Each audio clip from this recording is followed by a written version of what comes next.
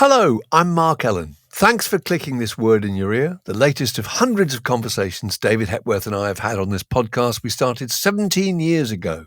Some with ourselves, others with musicians, authors, comedians, and other people we like.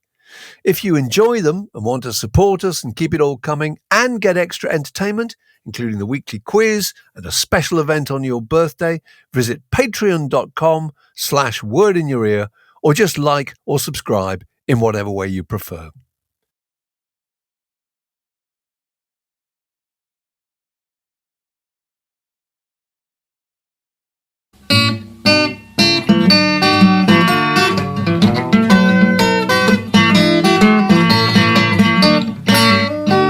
You're listening to a podcast from The Word. So Rachel Reeves, Mark, has had a difficult week. Spring statements and so forth. But also dealing with criticisms of her accepting tickets to see Sabrina Carpenter in the kind of privileged, hospitality section in order to be able to take detectives or whatever else chancellors the Exchequer have to take with them for security purposes. It's fair enough. No, I'm not knocking that. But it's interesting, the quote from her said, "I do want to carry on doing things that normal parents do with their kids. Just things like going to a pop concert.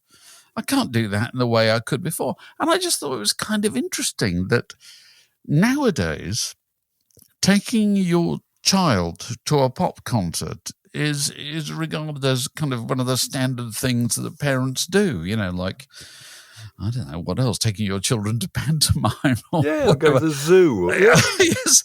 And I just couldn't help thinking back to the way back in the mists of history when I was a youngster.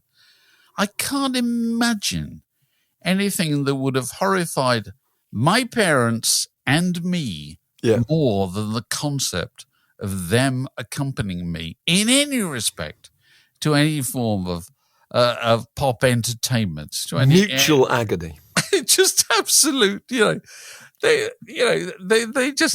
wouldn't have known how to do it. They wouldn't have known how to deal with it. I wouldn't have known how to deal with the embarrassment of sitting there with them.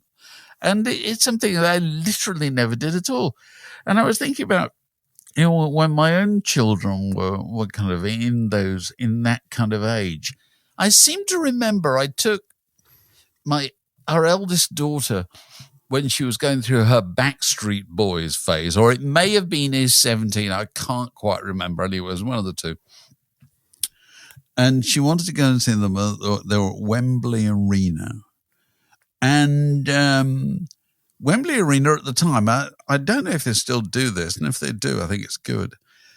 They used to have a kind of lounge overlooking the arena from which parents could sit in there and have a cup of tea or whatever and read the paper. And be aware of the show, that they knew what their kids were going to be talking about on the way home. Exactly.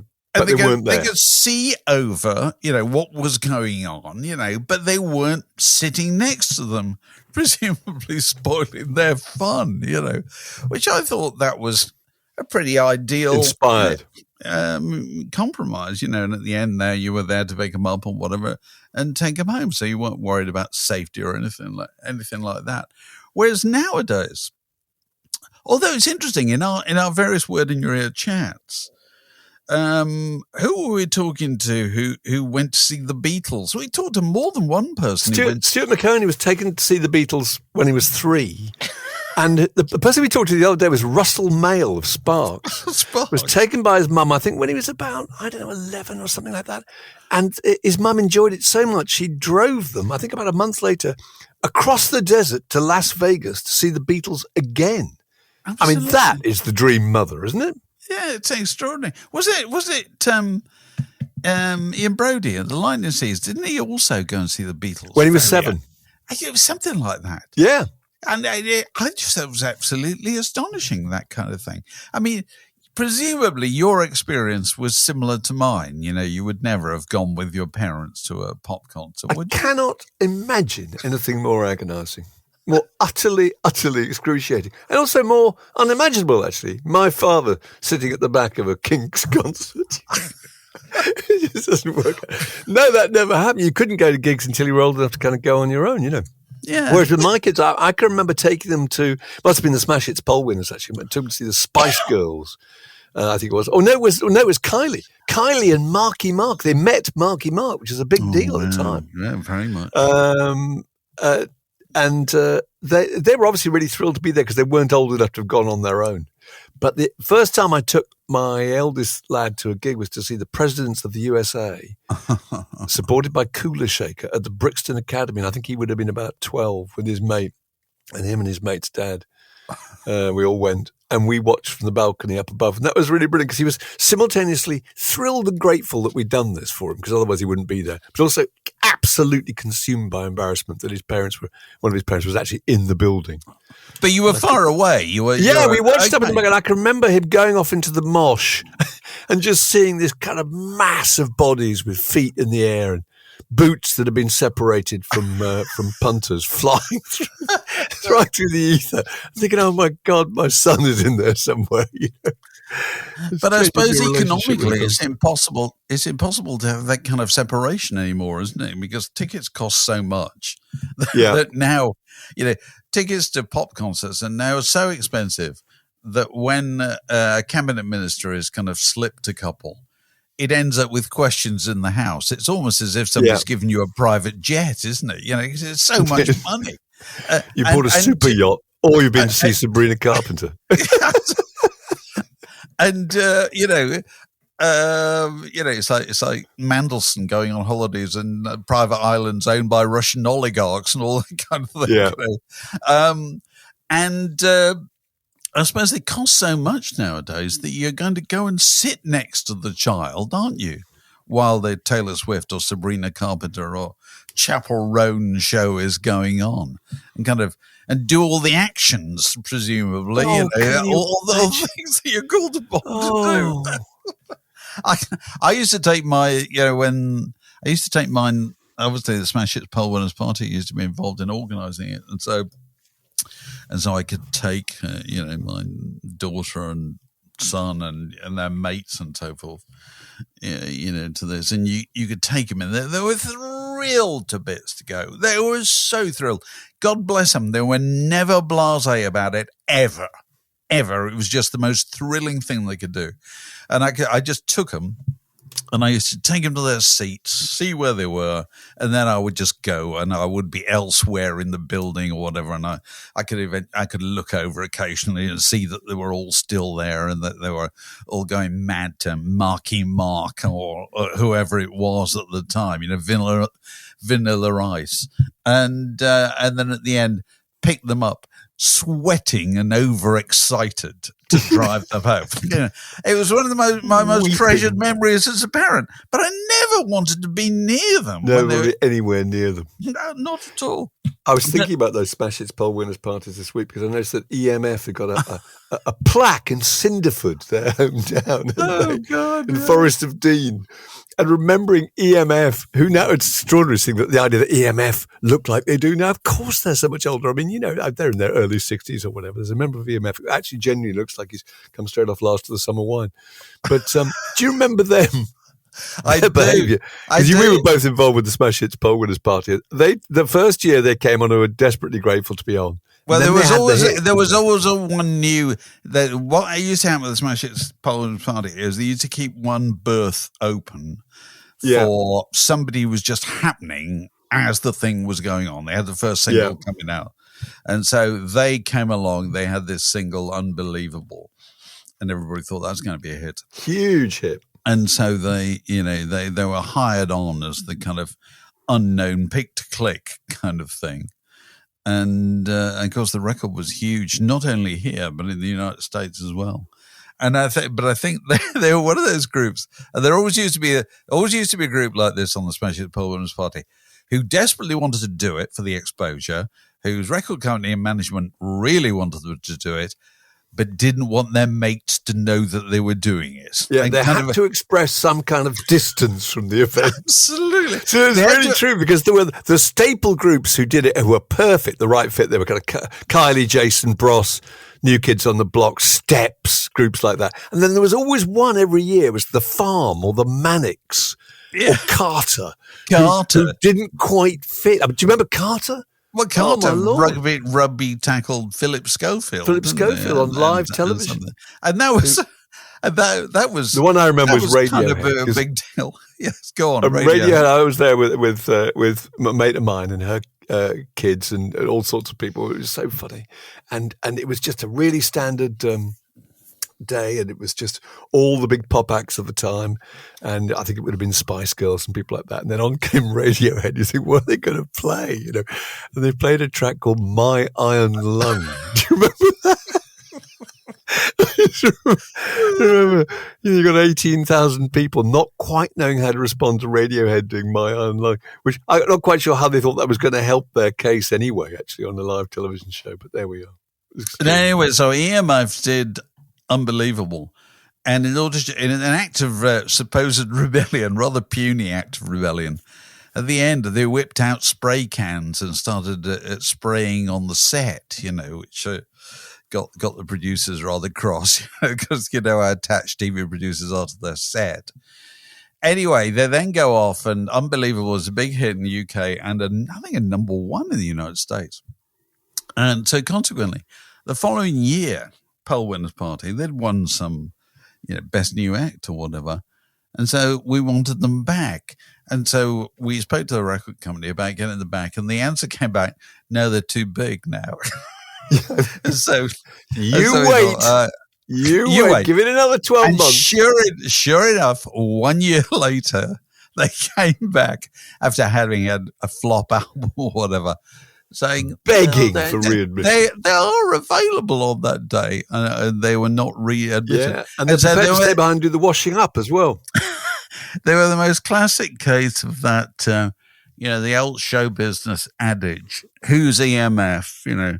Get me EMF. Get me somebody like EMF. Who's EMF? Get me the new EMF. It's brilliant. That's what happened. So here they are. All stages of showbiz. All those years later, having a plaque unveiled for them in where is it? Cinderford in Gloucestershire. They say Cinderford. And of course, I couldn't help noticing, I saw this on the news, all these groups reformed from what, the late 80s and 90s. I noticed that 5, I think, were reconciled and were on some tour or something. And they all, when I look at them, they all look like a Paul Whitehouse character from the Fast Show. You know what I mean? They do. They look like Chris the Crafty Cockney. Yes. Or the guy, or the young bloke who was going, brilliant. Everything's brilliant. Yeah, they all look big woolly hats, kind of baggy hoodie jackets, yes. Big baggy trousers and large comfy trainers. That's right. They're wearing young children's clothes, kind of thing, and they're blokes in their 60s. As Paul Denoyer, our old colleague, Paul, who we worked with for years on The Word and Mojo and Q and whatever, Paul didn't say much in the office, but when he did say something, you took note and it stuck. And I've never forgotten him saying, this must be about 30 years ago now, Paul always dressed quite formally. And Paul used to say, and you look at some picture of a pop group or whatever, and he said, men today dress like toddlers. And I thought, that's so true. And if you look at these groups, they dress like toddlers. Even though they're late 50s, toddlers. But a great use of the word toddlers. It's perfect. But anyway, we should remind ourselves with Paul Denoyer of his fantastic expression for the hangover. Do you remember? Go on. Well, the expression always used to be wearing the iron hat. Are you wearing the iron hat was the hangover. We'd say to him in the morning, are you wearing the iron hat, Paul? He would say, I woke this morning to find a wide range of metallic millinery available for my inspection, but I chose this jaunty beret worn at a rakish tilt, by which he meant, I don't feel too bad, actually. It's funny, just going back Why use one word when 17 will do? Just going back to the Carter, and rugby tackle in Phillip Schofield or whatever. That kind of ran on the papers for days, didn't it? It did, yeah. That was a really big story. And yet pop used to just throw up stories like that absolutely all the time. And they couldn't help reflecting on that, when I looked this morning, prior to starting to record this podcast, I looked on Google News just to see what was the biggest music story of the week, okay? And this was the first story I came upon. Are you ready for this, Mark? Go on. Bruce Dickinson says he's already scoping out studios where he plans to record his next solo album. This is Word in Your Ear, from Aardvark to ZZ Top and back again. We were talking last week about the fact that about records that we'd not played for years. We both found a record that we'd had for 45 years, and actually, I say not played for years, never played actually. No. And you posted on your Instagram site, you posted a thing about finding a record on Brian Eno's ambient series from 1980 called Ray. It was a Day of Radiance. Yep. Day of Radiance by Laraji, the electronic zither player. And that post has had just the most enormous reaction. Last time I looked, Dave, you were over 500,000. It was 500,000 viewers, I think. Oh, right? Yeah, it's over 500,000, yeah. Huge number of likes. And it's just really interesting that, you put those reels up about well-known records, and often the really well-known records, they do very well. Things about the Beatles do very well, things about the Byrds, Nick Drake, whatever. Records that people feel very strongly about. But this really wasn't about the record. It was about the point. The point was that there's no point in pursuing music and trying to make yourself like it at the time, because it will eventually find you at the moment when you're ready to receive it. And that's received a huge amount. It's really struck a chord with a lot of people, isn't it? It's extraordinary. It's weird doing these Instagram things. I started doing this in a regular fashion last February, so coming, 14, 15 months ago or whatever. And I started doing them regularly, and they're just short things. They're Instagram reels where I just talk about one record very briefly and just try and make a point about it, one point about it, and wield the cover and whatever. And, people appear to like that, and you can tell that because it just grows steadily. The number of people who like it or subscribe to it or want to see what you do next grows. But then the weird thing that happens with Instagram is that very occasionally you do something which really absolutely takes off, and there's just no way of predicting how that's going to happen at all, And if I go back and look at it, I surprise myself when I go and look at the stats. I think, my God, some post about the band's second album got 800,000 views or something. I'd have to go back and see what that was all about. I can't remember, And it, it could be that it made some kind of point that went down well with people or whatever. But it's an absolutely extraordinary business. And you said to me after I posted this, I think last Monday or Tuesday, I can't remember when, and you said to me, "Oh, I bet Brian Eno gets to see this."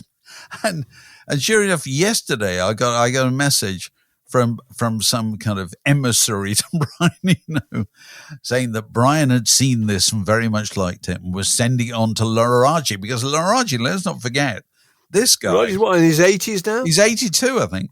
Yeah. So this record came out in 1980.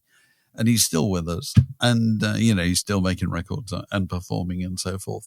It's just an absolutely extraordinary thing. Of course, now what always happens is when those things on Instagram suddenly absolutely take off and take you by surprise, you're a bit inhibited as to know what to do next.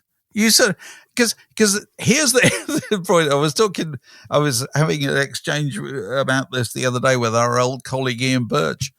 And, because Ian worked with us on magazines, and within magazines, whenever he did anything that was successful, covered it particularly well or whatever, you try and repeat it immediately. You try and repeat it. You just did that because it's just kind of, it's common sense, it's the same thing if you're running a corner shop, And I was saying to him, I don't really want to do that, because what's the point? I'm not making any money out of this or anything. You're just supposed to do it for fun, or, it's supposed to be kind of natural.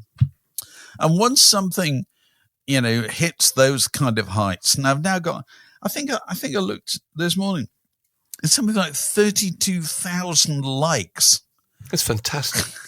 Yeah, and then you get people saying, very kind comments, but you sort of think it doesn't really help. You just want to keep doing it, but you want to do it in a natural, unself-conscious way, and that's a kind of hard thing to do. When something, hits some kind of spot, your natural human tendency is to want to hit it again. Well, maybe you shouldn't, So I think I may retire. That's right. And I think everyone's just agreeing because we're all the same, aren't we? There are loads of records that I've only discovered. Duke Ellington, I kind of quite liked when I was younger. I love Duke Ellington now. It's just arrived at this point in my life where I'm ready to receive it. But don't you think Joni Mitchell's jazz albums I never quite got, and I really love them now. I prefer their earlier stuff. Well, no, Son House, people like that. But don't you think a thing happens with music is that only when you're older can you appreciate things that are simple. When you're 14, 15, 16, you like things that are complicated. You like the idea of things that are complicated. You like the idea of things that are kind of hard. Prog. And demanding. Things in sort of, 17, 18 time signatures. Anything that are challenging. And whereas now, Duke Ellington, yes, definitely. Louis Armstrong, Louis Armstrong's Hot Fives and Hot Sevens, from fantastic record. 1928, 29 or whatever. And if I'd heard those when I was 21, I would have thought, well, that's kind of charming, but it's a bit corny now. Absolutely. Is when you get older, you can hear through that stuff. You can discard all that stuff. It's the same thing applies with reading. Is that in your 20s and 30s, you like reading that seems stylish. When you're older, you couldn't give a damn about that actually at all. You tend to appreciate things that. I know. I used to love Richard Brautigan, and I looked at a Richard Brautigan book. It was a kind of cult American novelist. I looked at one of his books the other day, and I thought, how did I possibly? This is just so challenging. It's a bit like Virginia Woolf. Those people just seemed good at the time. Yeah. So and that's the point I was trying to make about music is that you may hear it. There's the three stages with music. There's hearing it, and we hear tons of music. God, we hear so much music. There's listening to it, which is the second stage, and then there's connecting with it. Yeah. And sometimes you hear things and instantly connect with them. You may have heard them before. You may, but you didn't listen to them before. They were there, and so, the whole notion. It's really interesting because the whole notion behind kind of a certain kind of music radio, I don't know, nighttime Radio 1 as used to be, is you've got to hear this. You've got to hear this. It's amazing. It's hot. It's the new thing, and it will change your life. And so you had to kind of pretend to go along with that. And most of the don't you think we all have a natural resistance to that? Oh, yeah, I do. It's like that whole thing. I tend not to go on about films I've really, really enjoyed to people. I tell them how good I think they are, because the more you go on about, you will love this, more you just build up a resistance to it. I remember the guy who published Viz comic. Viz, he said something really interesting at the time, and I remember asking why Viz had got to the point where it was selling something like 1.4 million copies. I said, how did that happen? You've never once advertised it. You've never marketed it. You've never done anything. He said, it's happened because everybody who reads Viz discovers it on their own. They discover it under a kind of student bed or something, and they pick it up and look at it and think, what's this? And they feel that because they found their way to it by themselves without anybody telling them it was good, they developed a very strong relationship with it. I thought that was an interesting point and true. Yeah. Whereas, my post about Laraji so I looked at some of the responses, and some people were saying, great, I've ordered it. It's like, that's brilliant. Well, it's like, I'd love to know there's a little spike there. Well, there probably is, but the point I was making is I've got a lot of records. I've got some I haven't heard. pull one out, you might connect with it. Well, the same thing applies to everybody's records. It won't be Laraji. It might be something totally different. No, That's true. But what absolutely they're fine. responding to is the fact that they like your reels, they like your taste. And they're thinking, well, if David Hepworth approves, I'm going to give it a go. It's a terrible responsibility. I've got some awful records. This is Word in Your Ear. What are you planning to do with all these records? I've been reading Mike Campbell's book, Heartbreaker. Mike Campbell, guitarist with Tom Petty and the Heartbreakers, and co-writing many songs with Tom Petty. And it's a very kind of muso book, Mark, which is not normally the kind of thing that appeals massively. But I do think it's rather good. And he tells the story in great detail of two things that kind of sort of happened in parallel, which was Tom Petty making an album called Southern Accents, which he made in the mid-'80s. And he'd had a load of hits, with Jimmy Iovine produced albums. And but I think he felt, my theory about Tom Petty is he always felt, with some justification, that he wasn't really taken as seriously as Bruce Springsteen. And he wanted to be taken as seriously as Bruce Springsteen. And to that end, he decided he was going to make an album which was a bit of a statement, Southern Accents. So he came from Florida, and so he wanted to write something about being Southern. And the kind of magnum opus on this record was the opening tracks with a thing called Rebels, which is a bit overwrought, and it's really interesting if you listen to it. It doesn't quite make it, but Mike Campbell recounts the story of their attempts to make this record, because Tom had a 24-track studio installed in the basement of his enormous house in California, which was known as to the rest of the group as Fort Petty, because it was so huge. And Mike Campbell recounts their attempts to record this track were always preceded by the first sound. And he writes about this. He says, tap, tap, tap. That was the noise that counted in every take and track on that record. Tap, tap, tap. It was the sound of a vial of cocaine hitting a mirror. Tap, tap, tap. Snort. Your turn. Tap, tap, tap. Snort. Your turn. Tap, tap, tap. Snort. Your turn. We would do that about 5 times, then slowly amble over to our instruments, gacked up and chattering and full of ourselves, and try to make it through a take of the song. When we did make it through a whole take, we set our instruments down. Tap, tap, tap. Snort. Your turn. Then we listened to the playback. Does that sound good? I don't know. I can't tell,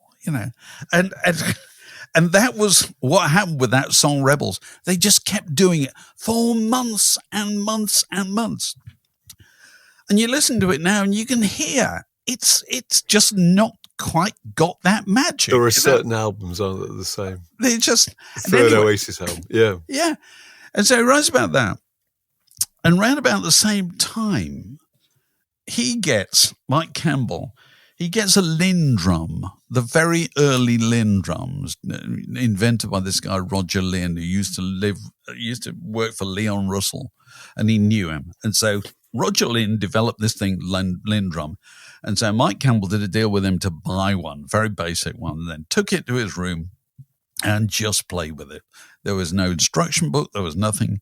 He just worked out what to do. And it was immensely exciting because he could come up with a drum track, to which he added a little bit of synthesizer, to which he added a little guitar figure.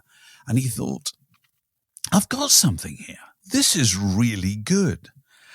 Tom Petty didn't like it, did he? He played it to Tom Petty and Jimmy Iovine, who both said, it's a bit jazzy for what we're doing, which is because we're doing the great Southern album. You know what I mean? We don't want that. Go on. But then the genius of Jimmy Iovine was that he then said, I'm working with Don Henley. I'm going to go and play it to him. And Well, Don no, Henley- he didn't play it to him. He didn't do it. What he said was, Don Henley's looking for some stuff for a solo album. Why don't you go and take it to play it to him? Mike Campbell had never met Don Henley, but arranged to go and play it. Went to his house, played him this thing. They sat at the long table. Don Henley, as he says, is a terrific musician. He's a wonderful singer, a lyricist.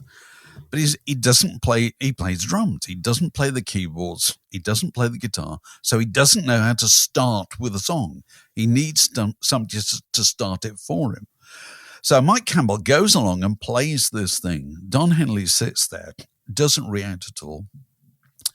And Mike Campbell goes away thinking, well, that didn't go very well at all.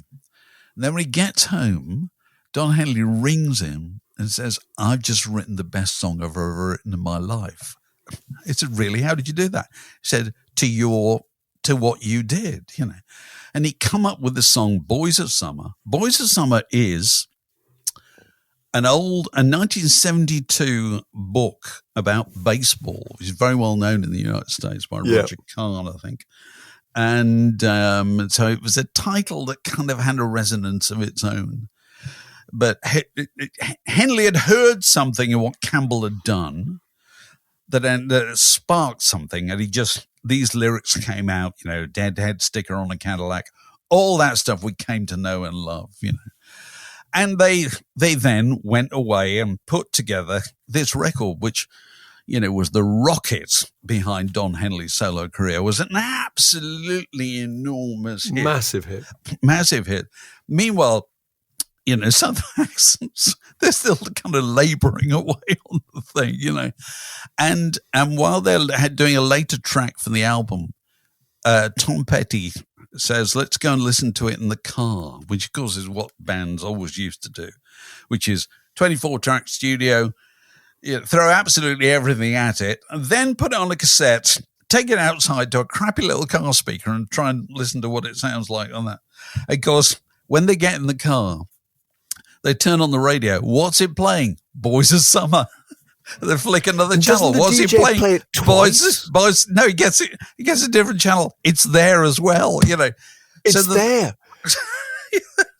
And it's just a fantastic contrast between, you know, somebody laboring to produce something that they kind of got a rough idea in their head, and then the extraordinary happenstance of Mike Campbell, who probably couldn't have finished Boys of Summer on his own. Well, he certainly wouldn't. Meeting Don Henley, who couldn't have started Boys of Summer on his own. And the two just coming together and creating that absolute masterpiece. It's an extraordinary story. It is an amazing story. Anyway, so that's in Mike Campbell's book, Heartbreaker, which is worth reading if you like that kind of thing. You're listening to Word in Your Ear. Cheaper than therapy, and you can walk the dog at the same time. And to any other business, we've had Kate Mossman on the podcast. We've had Ed Tudor-Pole, both talking about their fantastic books. And we're now joined by Magic Alex, our producer. Magic, Hello. New Patreons. Yes, we've got loads. Shall I read out their names? Yeah, come on. You may. Okay, welcome aboard to Matt Webber. Go on. Jeff. Jeff. Peter Mann. Is that just Jeff? Is it just Jeff? Just Jeff. Just Jeff. No, okay. Just Jeff. He doesn't even need a surname. That's fair enough. Okay, carry on. Go on. Peter Mann, who's been joining us at the weekly quiz. Very good. Very good. Friday nights. Simon Rux. Simply Niall. Simply Niall. Simply Niall. Is that as like Simply Red? Is it? Yeah. Combination Blue Nile and Simply Red. Oh, right. Yeah. Tim Riley. Mm-hmm. Just Ada. Just Ada. I love when people look. Simply Niall, Just Ada. Is that a female called Ada, or is that a male called Adrian? It's a lady name for sure. Oh, okay, all right, no, it is. Kate Chapman, who was also at the quiz, I think. Very good. Nice to see you. David Duggan. Hello, David. Chris Hendry. Chris. Splendid. Now, the following patron is an annual subscriber. If you subscribe annually, of course, you get a 15% discount, which is not to be sniffed at. Roll up. Mark Bristow. Hello, Mike. And the following patrons have all signed up to the Clubhouse tier, which is the level of membership where you get the greatest birthday present of all time in Mark and Dave coming around digitally to your house to rummage through your record collection on the occasion of your birthday. So while Alex... Show off about your impeccable taste. While Alex reads out these names, we are all three of us standing up and saluting, okay? We are. Okay. Read out the names. Piped aboard. Yeah. So, Richard Scott. Hello, Richard. Kath Keats-Ray. Excellent. Simon Dakin. Take a seat. K. Michael Babcock. Allow me to plump up a cushion. Superb name. And Josh Pierce. Hello, Josh. Lovely to have them all aboard. That's brilliant. And if J. Michael Babcock could have been a member of Jethro Tull in about 1974. Has a sort of twinge of aristocracy about it. He's got a tweed waistcoat. Yeah. And well, Cheers, obviously, it bears repeating at this point that if you'd like to join the ranks of Patreon supporters and help keep this show on the road and keep this vital work of national and international importance going, go to patreon.com/wordinyour-ear and find out how you could get involved. Is that all, Alex? That is not all. We've got a present, guys. We have a present. A sonic present from listener Les, who has been in the AI studio. And we have an AI-generated theme tune for the Word in Your Ear podcast based upon what AI can discern about what Word in Your Ear is. So AI has worked this out on its own, basically. Yes. Okay. So stylistically and biographically, that's what it's done. So it's absorbed the kind of general idea of what Word in Your Ear do and who we are and has come up with a song. So we've been doing this since what year is it, Mark? Is it 2000? I think so. 2006? 17 years. 17 years. 17 years. And so 17 years of a lifetime's work has gone into this. Okay. We want to hear it, as Huey Green used to say on Opportunity. We mean that very sincerely. We mean that most sincerely, folks. It's a big moment, isn't it? Okay, I'm going to press play. I hope this works. Here we go. Are you ready? Yeah. Okay. Ooh. Oh, heaviosity. It's hard rock. It's Foo Fighters. Oh, yeah. Wait to hear the lyrics. It's not very us. Is it the vocal? Oh, my God. There's vocals. It's coming in. This is just the intro. Oh, dear. Wait for it. It's going to be about us, is it? Yep, here we go. Voices crack through the static. Final souls dissected so erratic. Whiskey talk, wisdom sharp like knives. Caught in the airwaves with their past lives. Oh, God. Well, it's low. Tales from echoes of a past clash. Mark and David, critics with no fear. Mark and David, critics with no fear. Oh, God. A word in your ear. Oh, my Lord. Stories like fire burning through the greed. Stories like fire burning through the greed. That's the stuff. That's what he said. Cracked voices bark a word in your Two cracked voices bark a word in your ear. Two old voices crack through the static. Vinyl souls dissected so erratic. The darkness hums as the moment comes alive. A battered journal and music to survive. They pick it apart till it's bare and dead. Feeding the hungry thoughts in your head. We want the real, let the clock destroy. Tapes unravel stories lost to their joy. They bicker and laugh, guitars still scream. Two aging kings stuck inside their dream. Two aging kings stuck inside their dream. All we need, stories like fire burning through the greed. Pull up a chair, let the truth appear. Two cracked voices bark a word in your ear. It's quite something, isn't it? I love two aging kings stuck inside their dream. So has this come from Les, is it? This has come from Les, yeah. It's a present. And Flooding the airwaves with their cheers, past Les. lives. Thank you, Les. We shall head off with the spring in our steps. while feeding the hungry thoughts in our heads. This podcast was brought to you by The Word.